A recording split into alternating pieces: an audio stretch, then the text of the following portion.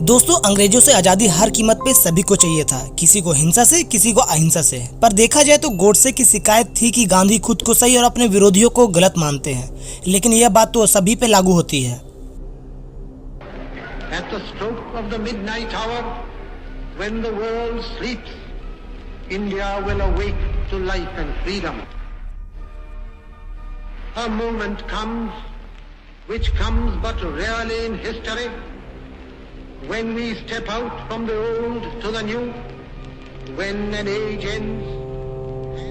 जैसे आप खुद को सही और विरोधी को गलत मानोगे, इसलिए तो वो आपका विरोधी है। सभी यही मानते हैं कि उसने जिस बात को समझा जाना वही सही है। यह भी स्वाभाविक है कि दूसरों को वो बात गलत लग सकती है, लेकिन जब तक हिंसा का प्रयोग ना हो, एक सभ्य समाज में विरोध दर्ज कराने का तरीका बंदूक नहीं। बंदूक से आप अपनी बात साबित नहीं कर सकते, हाँ दूसरों को जरूर चुप करा सकते हैं। अगर आप अहिंसा के सहारे अनशन करते हैं तो वो भी एक तरह का घातक मानसिक रूप को चोट पहुंचाता है। इंसान मजबूर हो जाता है। तो समझे, हिंसा से भी ज्यादा घातक शब्द है ये अहिंसा, जिसका इस्तेमाल गांधी जी किया करते थे।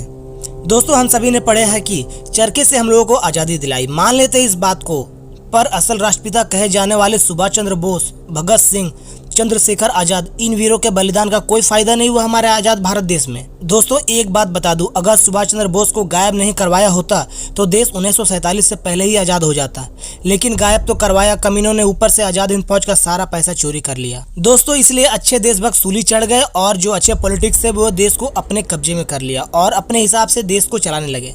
पर इस बीच गोडसे को यह मंजूर नहीं था।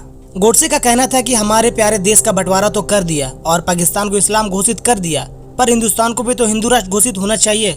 इस बात पे गांधी का जवाब आया कि मुसलमान हमारे भाई हैं, हम उनके भावनाओं को आहत नहीं पहुंचा सकते। इस बात पे सिखों को भी बहुत गुस्सा आया, क्योंकि बंटवारे के वक्त सबसे ज्यादा अत्याचार सिखों के साथ हुई थी। दोस्तों, इसके बाद बात तब बढ़ी जब बांग्लादेश से पाकिस्तान के लिए एक सड़क बनाने की बात उठी। इसी बात पे गोडसे ने गांधी को बहुत समझाया, अगर हमने पाकिस्तानियों को सड़क दे देंगे तो आने वाले दिन में मार काट बम धमाके कुछ भी कर सकते हैं, क्योंकि हैदराबाद के निजाम ने 20 करोड़ रुपए पाकिस्तान को दे रखा था हथियार खरीदकर कश्मीर में लड़ने के लिए। निजाम का कहना था कि हैदराबाद आजाद हो चुका है, वो अपना अलग देश बनाना चाह रहा था। सोचिए, जिसे रहने के लिए पवित्र सरजमी दी गई हो उसे मुसलमानों ने खैराती समझ ली। पर यही सबसे बड़ी भूल थी। दोस्तों, अगर सरदार वल्लभ भाई पटेल नहीं होते तो शायद हैदराबाद आज अलग देश होता। दोस्तों, नथुराम गोडसे कोई देशद्रोह नहीं थे, एक सच्चा देशभक्त था, बल्कि वो अखंड भारत का सपना सजाए बैठे थे। लेकिन उस समय इनकी बातों का कोई मोल नहीं था, क्योंकि गांधी धर्म, जात और देश से बड़ा हो चुका था। दोस्तों, गोडसे की सोच थी कि जितनी कुर्बानियां इस मिट्टी के लिए दी गई वो बेकार ना जाए। हाँ, यह सच बात है कि वो अपनी तीखी कड़वा बातों और भड़काऊ बयान के लिए जाने जाते थे। उनको यह ज्ञात हो चुका था कि आने वाली पीढ़ियां धर्म और जात के नाम पर दंगे अक्सर होते रहेंगे। इसलिए गांधी को कहा कि बंटवारा तो किया, लेकिन सभी मुसलमानों को पाकिस्तान भेज देना चाहिए, यह दोनों धर्मों के लिए अच्छा रहेगा। पर ऐसा हुआ नहीं, ये हम सबको अच्छे से पता है। दोस्तों, गोडसे महात्मा गांधी के आदर्शों को मानने वाला था, लेकिन एक समय ऐसा आया कि वह उनका विरोधी बन बैठा और उन्हें देश बंटवारा करने का दोषी मानने लगा। वैसे नथुराम गोडसे ने अपने अंतिम भाषण में कहा था कि मैंने बहुत कोशिश की, लेकिन मैं अपने आप को रोक नहीं सका, और यदि मैं अपने आप को रोक लेता तो मेरे अंदर का यह बहुत बड़ा पछतावा रहता। और अंतिम भाषण में पाकिस्तान के हिंदुओं की भी बात की। उन्होंने बताया कि गांधी को क्यों मारा था। नथुराम गोडसे गांधी को मारना नहीं चाहता था, उनकी नीतियों से दुखी होकर उनको गांधी जी को मारना पड़ा। गोडसे का कहना था कि मेरी गोलियां एक ऐसे व्यक्ति पर चलाई गई जिसकी नीतियों और कार्यों से आने वाले समय में करोड़ों हिंदुओं का केवल बर्बादी और विनाश ही मिलेगी। ऐसी कोई कानूनी प्रक्रिया नहीं थी जिसके द्वारा उस अपराध को सजा दिला जा सके।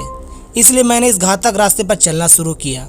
मैं अपने लिए माफ़ी की गुजारिश नहीं करूंगा, जो मैंने किया उस पर मुझे गर्व है। मुझे कोई संदेह नहीं है कि इतिहास के ईमानदार लेखक मेरे कार्यों का वजन तोल मोल कर भविष्य में कैसे इसको दिखाएंगे।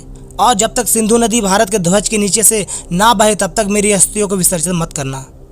खैर दोस्तों, गांधी और गोडसे के बारे में जानकारी कैसी लगी और इसके बारे में आप लोगों की क्या राय कमेंट सेक्शन में जरूर बताएं।